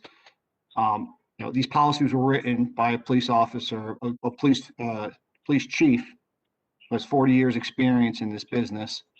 And they were templates used that were written by attorneys, and they're used nationwide. So in addition to that, the state credited us based on these policies that were written. So I'm confident that these policies are solid, and I can assure everybody that should an incident occur, I will find something in the policy if I feel that wrong was done to hold them accountable, and they will be, and I have a track record for that. I just caution by going down the road too far. We're constantly tweaking things, and this is a good example that we're setting our officers up more for failure than for success.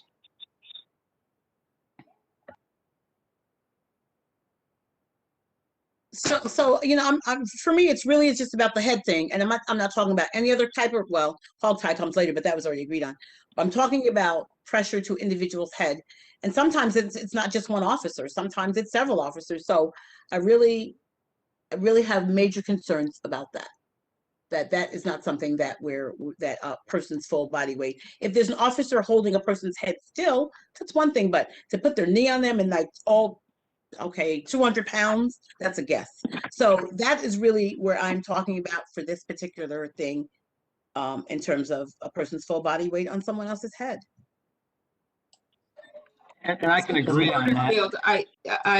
I would say that, the chief said that they're not putting their full body weight on anyone's head, but in order to control an individual, I think we need to allow them to utilize their training. And, if that means that they have to, do that, then I would say that I would be supportive of letting them use the moves necessary for them to, to control the situation. So can I ask, you think in the heat of the moment, the officer's going to say, well, let me not put my whole weight on his body? Of course not. We're in the struggle already. So that's not what's going to happen. And I don't think, it's like moment to moment decisions. So if we're already knowing that we're not going to put our knee on somebody's head, then we're not going to have to worry about whether it's my full body weight or it's not my full body weight, because chances are it's going to be your full body weight. So and I'm not questioning their training, but instinct is going to kick in, and the chief said it's like muscle memory, and that's what you're going to use. So I don't think we can start saying, well, they're not going to like put their knee on too hard. I don't think we could say that. I think that we can't have our knee and our whole body weight on a person's head. Mr. Mudavera? Yeah, please proceed. When you go to the top of the policy for use of force, that same section, the first two sentences read, officers shall use only that amount of force that reasonably appears necessary given the facts and circumstances perceived by the officer at the time of the event to accomplish a legitimate law enforcement purpose. It goes on to talk about reasonableness. So this is where I say that it's written within the policy that an officer has to be reasonable on what they're doing. We can't cover every situation.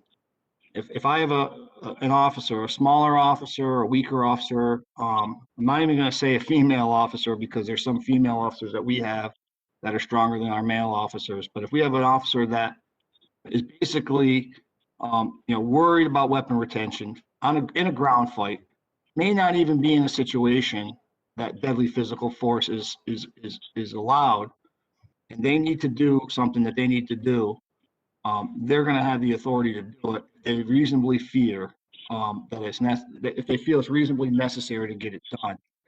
And we just, you just can't continuously find these different areas that, well, what about this? Well, what about that? It's written within the policy already. And this is something that, in hindsight, we probably should have thought about longer before we before we made this change last summer and put this in here. But, you know, as everybody is well aware, because we were all working at the time, that, you know, there was the incident that brought a lot of public criticism, and we felt compelled to act on it, which we did. So Chief, if I may ask, is this something that you and Ms. Porterfield can further discussion and follow up on?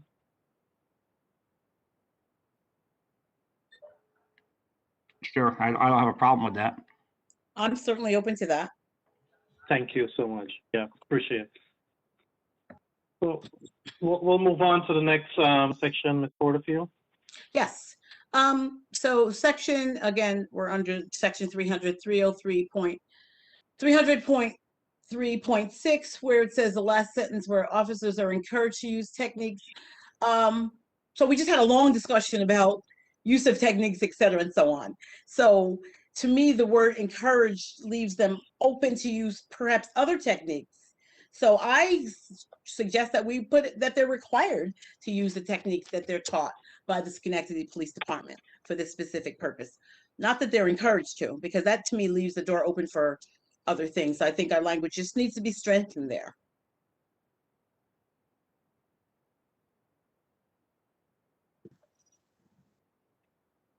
My question here would be, is this something that is in there because of something in our contract with PBA, or is it something that's in there that an attorney has suggested? I mean, that word encouraged as opposed to required. Chief, can you talk about that? Chief, if you may. Yes, I'm just pulling it up. I think that one relates to seizing evidence, and we're talking about it limits what officers can do. The person is attempting to swallow evidence or concentrate. And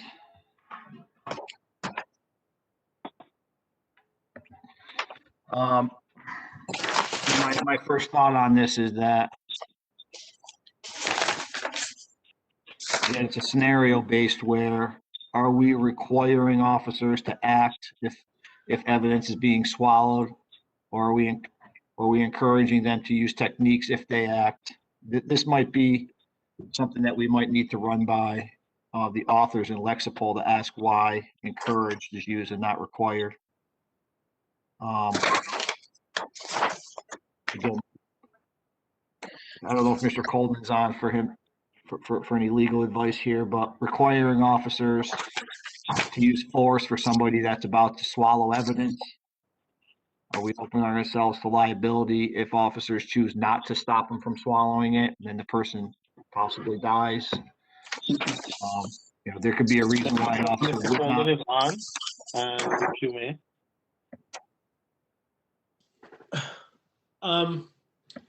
You know, using the word required obviously creates it's a mandate where if somebody does not do something, there would be repercussions, obviously, potentially discipline. There are obviously a set of policies already, employed by the police department with regard to techniques and methods and rules and regulations. With regard to using the word encouragement versus using the word required, I'm trying to think of, some type of language, that can accommodate both, the realities of having to, deal with a situation in which, officers are taught a certain technique and or method, but the situation arises where using that technique or method is not going to, as Chief Clifford indicated, prevent some type of activity that could be detrimental to, other people. So I think that's why the word encouraged was, used rather than required. I'm trying to think of some other language that may suffice. And I don't know if there is any other language. Chief, has that hit the nail on the head in terms of, why we were using the word encouraged there? I think so. I'm just looking at the policy, and our policies, they show, like, there's little footnotes next to them. It says if we modified it or not. And this one here, basically, footnote is best practice. So we didn't modify it. It's the way that it was recommended to us by Lexipol. We could definitely contact retired Chief Mike Rinaldi, who's our Lexipol representative, and ask him this question. But I mean, that's my only thought on it.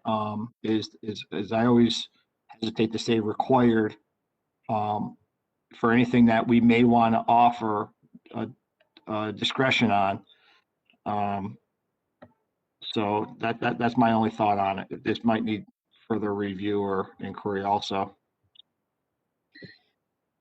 Well, Chief, I'd appreciate that because I'm not sure how an officer begins to use discretion. And oh, by the way, I'm using the policy manual as well. So what version are you using? Because I had it printed like late last year. So has there been an update to this one? Because this particular policy, I'm not even seeing in section 300. So it goes to 300.4 and then it jumps to the next number. So this particular thing, I don't even see in the current policy manual, which is what I've been using to refer to. I'm actually on our Lexipol site, so it's the one I'm looking at was updated on December 18th of 2020. Well, my cover's over there, and I'd have to get up to go look at it. So I'm gonna look because the one I'm looking at ends at 303.303.3, and then it goes to 300.4. So this particular is not even in here at all. The manual that I had printed. So I don't have access to what it is that you're using. I only could get a printed copy that I found on the city's website. So that's the copy that I have. Am working from, but that still goes back to me for the language. It seems like if we're training officers in specific techniques, we don't then leave room for discretion in terms of them using other techniques, and what does that really look like? So if required is too strong, I think encouraged is not strong enough. So if we could review how we came about with this wording, I would certainly love to have that conversation with you so we could figure this out, because I think it's important. Ms. Porterfield, if I may suggest with Chief and Mr. Colden and you follow up on this section in regards to this word. Okay. Would I be open to Mr. Colden and Chief Clifford and Ms. Porterfield to follow up on this section? Yes. Yes. Thank you. Ms. Porterfield, is that page 10? Is that separate? So page 10 is just an, I think that there was just a typo in there, and it says hot tie as opposed to hog tie. So I don't think it was supposed to be hot tie. That's all. That's just a correction. Oh, The first sentence. So, and of course I'm looking at the document that the chief sent. So I think it's just a matter of a typo, but I was just pointing that out. Thank you. We'll move to. Okay, so we talked about this about using for community engagement officers, and that we could have professionals in certain areas kind of do this work, because for me, you're also adding another layer of work or training or a skill set that an officer has to have. So we earlier on talked about having different organizations and agencies doing this kind of work. And I also put in here that sometimes if a person's already in a mental situation, or they're homeless, and so that creates all these other things in itself, that the presence of a uniformed officer could also add more anxiety. So what I said before, and what I'll say again, is that if we cannot have people outside of sworn officers to do this work, that minimally the sworn officers that we send have a different kind of uniform. I'm not suggesting pink or anything, but a different kind of uniform that may come across as less threatening. It's like, let me give the example that SWAT is geared up to look more threatening. So if we could have we have a unit or community engagement officers whose goal is to more like to help a person through the situation and shepherd them to a better outcome, that we'd have them in uniforms that are less threatening. So that's my suggestion. I would prefer that we get some outside assistance from trained professionals for these various areas, mental health, homelessness, etc., to help with these situations. But outside of that we use officers with that training, and that's their specific job, and that they be uniformed differently. And just for the record, before anybody thinks this, I'm not saying that they cannot carry weapons. That's not part of the suggestion. Simply that they be uniformed differently and more a less threatening way. So Mr. Woodbury. Oh. Go ahead, because I was going to ask the chief about what they can non-uniform. Okay, well, I just sorry, I just my thought around this is, you know, we should have substations, and I think a substation in the community, and whether they put on a shirt that has an emblem that says they're a police officer. I still want them to wear their vests. I still want them to, if they're out actively engaging and arresting, individuals or going on, threatening calls, I think they need to have a uniform and a vest on. But I think that if we were to have substations, I think that would help with our community engagement. If we were to have officers that were assigned to be at these substations, and maybe those individuals wouldn't necessarily have to have the full-blown uniform on, maybe have a polo or something along those lines that would be less threatening.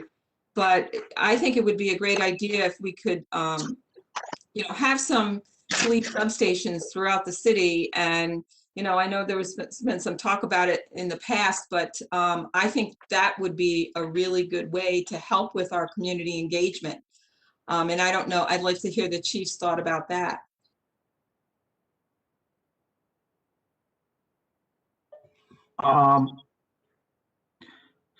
Yeah, I mean, we put into our recommendations that we consider a substation, at least one of them to start as a model that could potentially be replicated in the communities that need it most.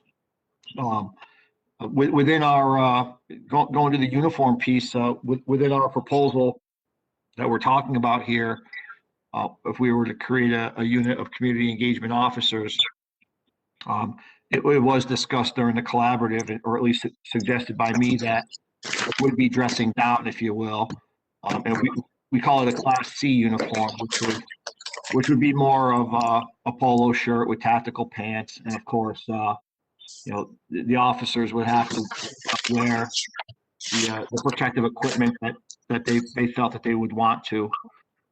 That may very well include a vest, but it may have a little bit more of a softer approach.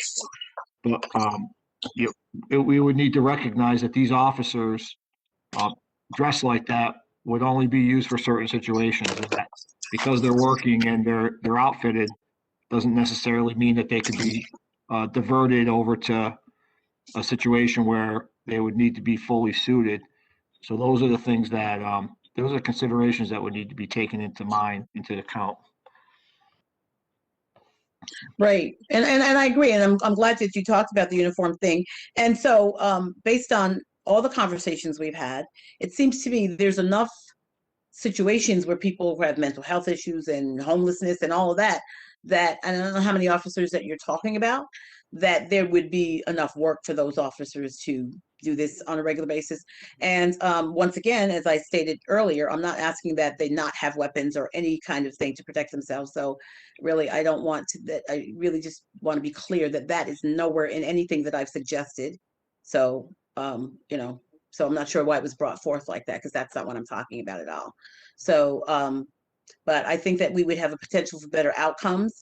And I do not disagree with substations. As a matter of fact, Hamilton Hill had a substation for years and years, and people liked it. Now, I know there's some people on the other side that disagree. I personally liked it, and I'm not opposed to it. I know that we currently have someone come sometimes in one of the apartment buildings here. I can say that the presence of having actually a vehicle out there, the police vehicle there on, you know, for several hours on different days of the week. Some people, you know, didn't mind that. As a matter of fact, I got a call today for someone who said, like, we haven't seen that vehicle lately. Is he still there? Is that substation still there? So I'm not opposed to that. But but that's not what I'm talking about here.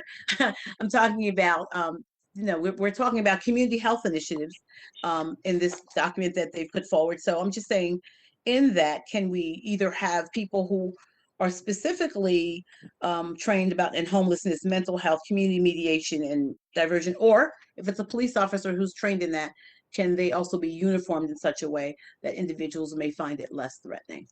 That's, to me, that's it. If I may ask the chief, so chief, if we were to get this off the ground in terms of community engagement officer, can there be a requirement for them to have some training in social service to be part of the hire? I want to say that that was part of our recommendation. Lieutenant Mascherone has done a lot of research on this, and he's got a lot of ideas that, you know, we would have certain officers go through that training. I think that the best example is Lieutenant Mascherone and Sergeant Mannix, in that they've received certain training, and I would put them up with any social worker that's out there to go into a situation with somebody that's in crisis, and for them to be successful in resolving it. So I think that it's possible to get the training. It's just specialized, and it needs to be understood that it is. And you know, and the other thing I just want to point out is that these are recommendations on a solution from the police department. I'm not necessarily advocating that the police officers are the best people to be handling this. It's just a recommendation that, since we are currently the last resort for them to be handled, if we are to continue and want to improve our community, we need to do this. If there's a better idea out there on how to approach it, by all means, I'd be willing to be a part of that conversation. Well, Chief, I'm just going to have to say, absolutely, it is definitely part of the recommendation. So definitely, and in terms of Lieutenant Mascherone, is it Lieutenant? I have to agree that, you know, I always tease and say that, yeah, wow, he really is a social worker, actually. So yes, I would have to agree that I'm not sure it's just his training. I think part of it comes from his personality. It lends itself to that anyway. So yes, he does a wonderful job, which brings me back to the point, if we're going to have people who do this, I think that should be like not only called their only focus, because that kind of limits it, but their main focus of policing. And you know, which is really what I'm talking about here. And I guess again with the I think he's uniformed the same, but we could talk about non-uniformed or Class C uniforms, but those kind of things. So yes, it absolutely is in there about the training, and I'm just suggesting that if we don't want to add new officers and adding more staff to the sworn police officers, that we engage individuals who trained in those areas. So I said we could look at either.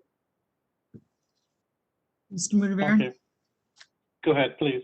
Well, again, I mean, this relates back to what we talked about in your recommendations, Mr. Mudavarun, as well. So I just want to reinforce that again, that the more that we can do as a city to support, and you're both saying this, you're all saying this, the more that we can do to support our agencies that provide these services and our healthcare agencies that provide these services, so that we're trying to front end and help people with issues, so that we perhaps avoid some of the crisis situations because, you know, the police are going to get called in. I mean, somebody calls 911, the police are showing up.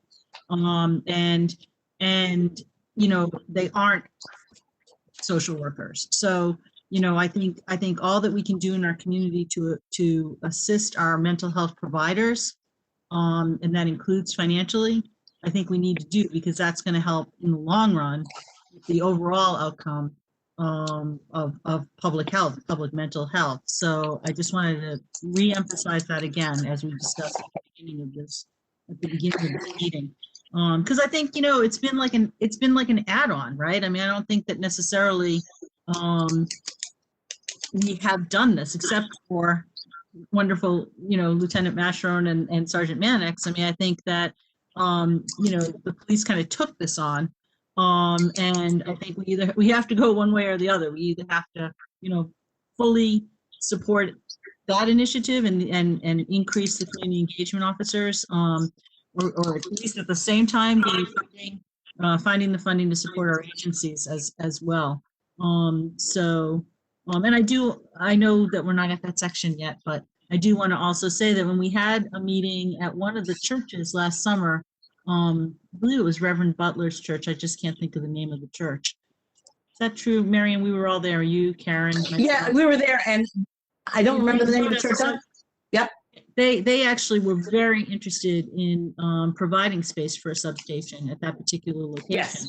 They toured us and that kind of thing. So I mean, I definitely think there's folks out there who want to assist and who want to see these substations. So I absolutely support that as well. So here, can we add some language? Because Chief, I think you're kind of alluding to it. The very last part of this on page 13, it says, it's also recommended that the city seek funding for these initiatives independent of the police department to reduce the number of additional officers needed for that unit. So are you saying that you do want these professionals and that we should seek funding to fund them? I'm looking at page 13 of the recommendation report. Yes, you know, we currently have an agreement and a partnership with Northern Rivers, and it's not something that we're looking to move away from. Mhm. These recommendations are really advocating for is to seek more funding to build out their participation in their partnership with us. But at the same time, we need to have officers trained to be able to handle situations should they not be available. Right. You know, because, you know, that's just about, we work 24/7, 365, and there are times when it's just us. So we want to be able to fill that gap. Okay. So I'm just trying to see where I just want to make sure the language is in there that says that we will work with these partners, especially when we talk about funding on the very end for these. I just think that I see where it says that you continue to work with, and you have named the different agencies. I think that just in the recommendations that it needs to say something about that as we work with these different agencies, that's where we're looking for the funding. I think it needs to be there so that it brings that together.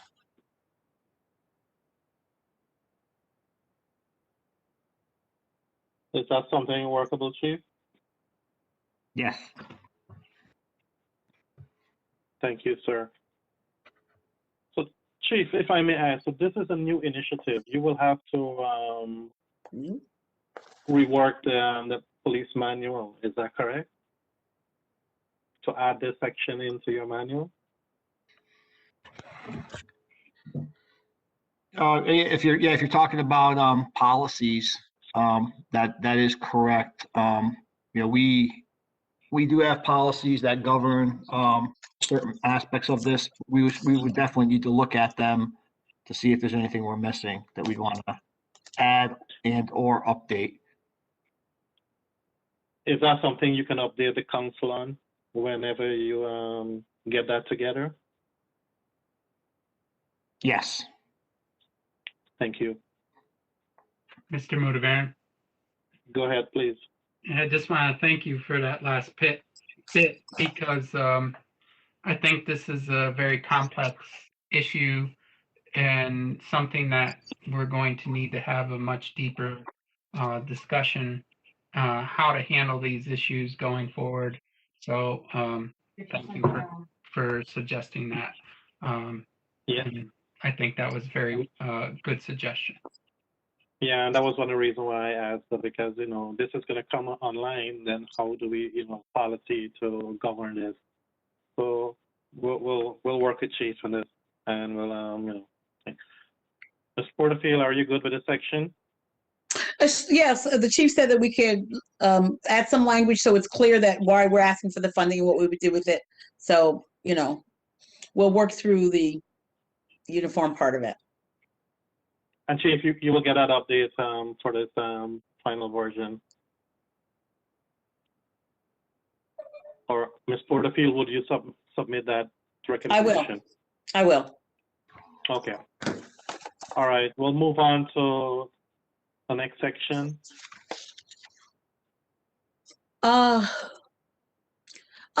This is another thing that's very important to me. And I said that it said the word, again, with wording, that we would potentially bring back the Civilian Police Academy. I can't tell you the value that I saw in that, and I'm not guessing, I'm not talking about what I saw someplace else, but what I actually saw happen in the city of Schenectady and the difference it made. So I'm asking that we commit to that and just take away the word potentially and say, this is something we're going to do. And I'm not saying we have to do it today or tomorrow, but next week, no. I'm not saying that we have to do it right away, but I think that it's really something that we really want to commit to. And I did it years ago, but I talked to a young man recently who didn't do the full academy, but he also came away with a good experience and a better understanding, and so that he shared that with other community people in the community. So I really think that we should bring that back, and if we could use retired individuals to teach it, as opposed to sworn officers currently taking time away from them, their day to day, but people who've already done their 20 years or however many years they've done it, and to teach this. But I think it's a very, very, very valuable piece of creating more relationship between the community and the police, a better understanding of maybe seeing things through the eyes of law enforcement and how they approach things. So that's my pitch for that, so that we just take out potentially and commit to it. I support that. Yeah, I don't have any. I want to go to that, the Civilian Police Academy. Change that word.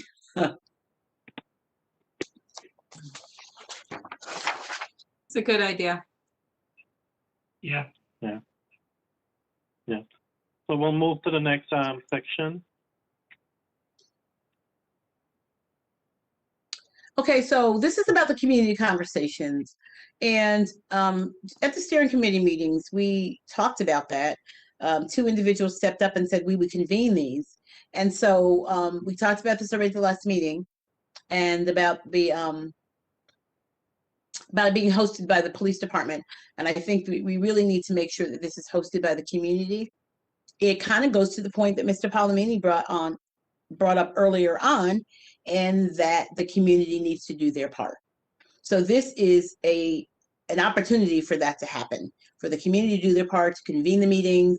I know that for a community to convene meetings and members of the community and credible messengers to convene meetings, you're going to get more people to show up, as opposed of necessarily being hosted by the police department. We're not there yet. So, you know, that we just have to own that piece of it. I'm not saying we'll never get there, but we're not there yet. And so when we left that meeting, it was agreed that these would be hosted by the community. So I would like that change to be put back, that it be hosted by the community convene the meetings. I know that Ms. Patrick was at the meeting when we discussed it. And also they discussed it in the way they talked about those same meetings that were for the gangs, which were convened. So I think they should be convened by the community, and the police present or invited, or whatever term you want to use. I mean, I know that the 2 individuals at that last meeting did volunteer to do this. I know Ms. Lusky Welzunis and I both attended the gang one last summer, and it was really impactful. And of course, the chief and many of the officers were there as well. And I just think that, you know, it was a wonderful program, and I think that the individuals that could lead those, you know, talk straight and have a wonderful way of educating. So I support this as well. I'm also, I think if the police department wants to also, I think that at one point weren't you guys doing like coffee with the police at Stewart's or something like that? But so I think that both things could happen, but I agree that we want to see those community conversations continue that the two gentlemen volunteered to host. So I support that too. Yeah, and it's kind of working that way because if we can get the community to buy into this, it will kind of solidify Mr. Parlamini recommendation. So both will work, you know, hand in hand together. So I mean, this is not a bad recommendation.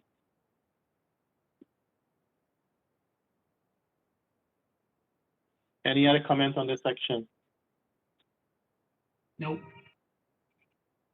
We'll move to. Oh, and Next there's just a, yeah, there's just a comment, and the word should be need, NEED, not need.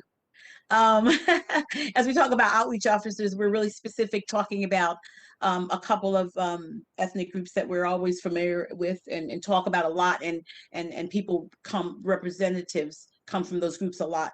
And I just want to just keep us mindful that Schenectady is so multicultural, and you know, there's people from, you know, from the Middle East and from just various countries, and many come with customs that we don't understand. I've learned some things myself in terms of things that you can do from a child, in terms of touching a child's head, that comes from a certain culture that, and you know, in America, we pat somebody on the head and it's not a big deal. And some cultures that is a taboo. So I just want us to keep that in mind as we, you know, talk about cultural awareness and make sure that we have something out there that considers all cultures. There is a Where's it section going? for that in this report where Yes. to talk about.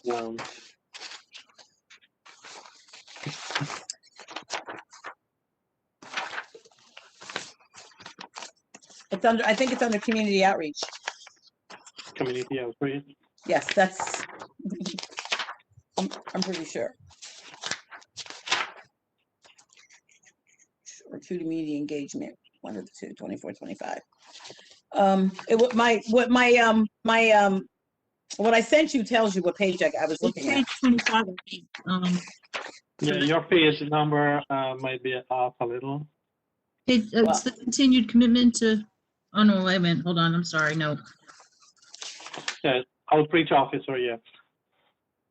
Yes, I was and my page, meant, on the document that I have, I guess there's various versions, it's on page 25. So it's specific, Yeah. it specifies just a couple of ethnic groups, and I just want to, just as a reminder, make sure that we are mindful of the various and multiple yeah, ethnicities that I reside in our was meant city. to ask Chief Clifford on this, but I slipped me, and my apology. And talk about the Middle East population that we have in Schenectady. Not to reference only Guyanese Caribbean, but also to reference Middle East, because we see a high population growth in Schenectady with this group of people, and it will be nice if we can include them in this section here.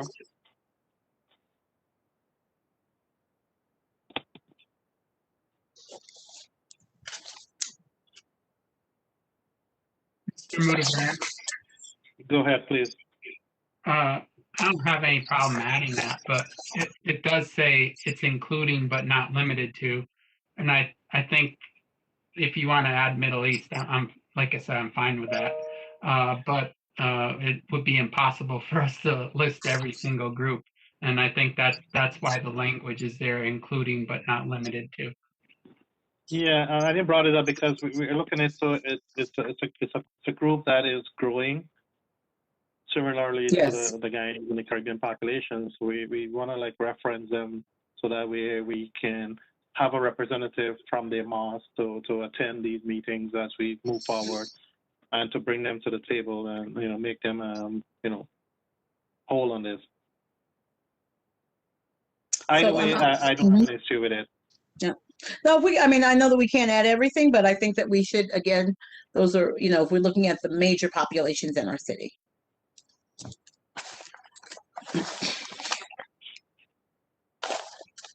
Like I said, I don't have Okay. any objections to that. I just pointing Yeah. out that we can't add everything, so that's fine. Yes. All right.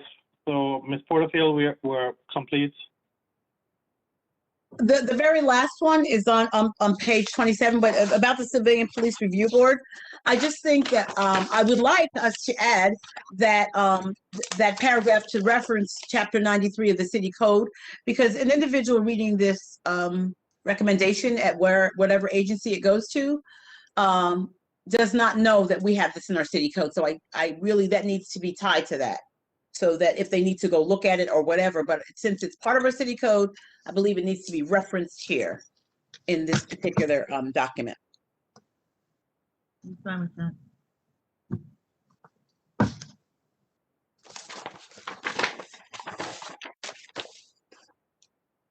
I was unmuted. I'm okay with that. Oh. I'm Yeah. okay with that. That's my only thing on that one, that we included for the purpose of being making sure all the information is there, and that this Yeah, just that shouldn't be a problem. standalone. You're linking someone reading the report. You're actually linking them to look up the city code in Right. terms of this board. Yeah, don't have an issue with that. That would complete your recommendation, Ms. Porterfield. It does. Yeah, so there are a couple things that you need to make note of and resubmit. Okay. I think we covered Ms. Patrick. You have no change. You want to address anything? No, I was able to ask my questions last week when we met, and knew that I was going to be able to add input into the discussion this evening with my colleagues' changes. So again, I feel that the process was really comprehensive. I appreciated all the work that everyone did over these last several months, and I think that the way that we had those focus groups with all of these various constituent groups in our community, I thought really solicited a lot of input. And I think that the recommendations reflect not only those voices, but also the professional expertise of the chief. That was basically what I was trying to say. So so I just want to thank everybody again for that. Yeah. So before we decide to move forward, I just want to address the NAACP had submitted their recommendation yesterday.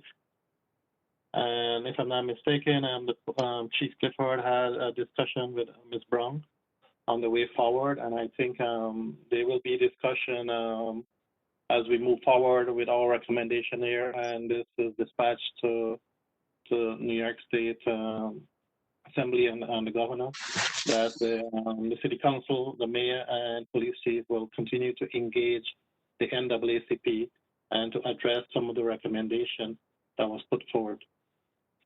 Chief, did I miss anything there on that? He's gone.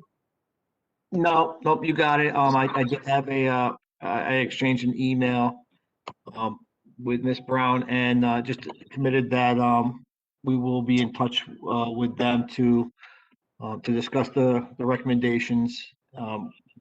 With any hope, some of the recommendations in here, there'll be an overlap, but certainly we will have that dialogue in the very near future.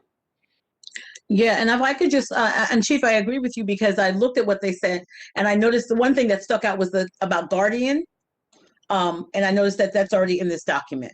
So that's not the only overlap, but that's one of the ones that really stuck out for me. So some of the things that they're asking for are, and I think the chokehold was in there as well. I can't really remember off the top of my head. So some of the things are addressed, and I guess going forward, we will, since we will be going beyond the first, we will address those things. And then Yeah, also we're having our agree. public. We're Go having ahead, our sorry, public, sorry. oh, I'm sorry, I'll finish. We're having our public hearing on CPRB.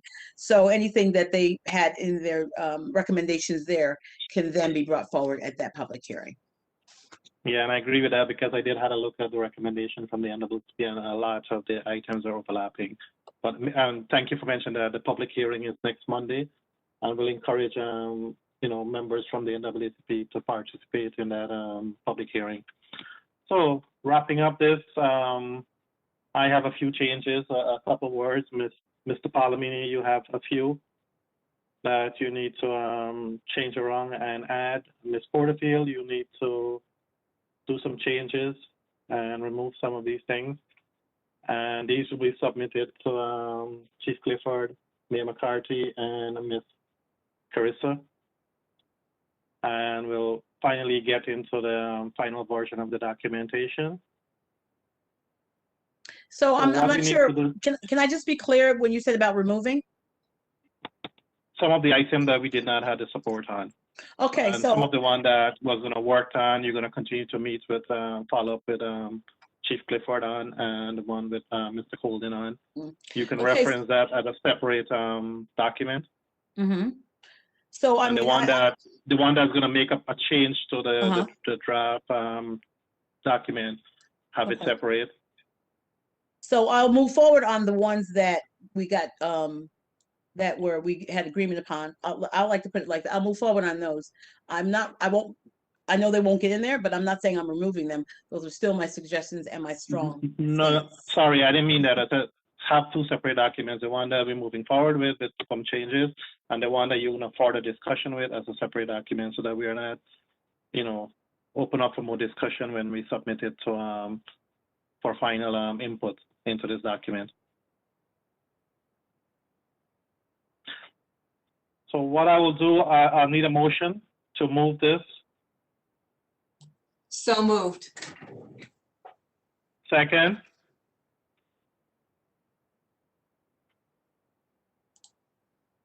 Do we have to Ms. say we're Porterfield? going to move it with the necessary changes or something?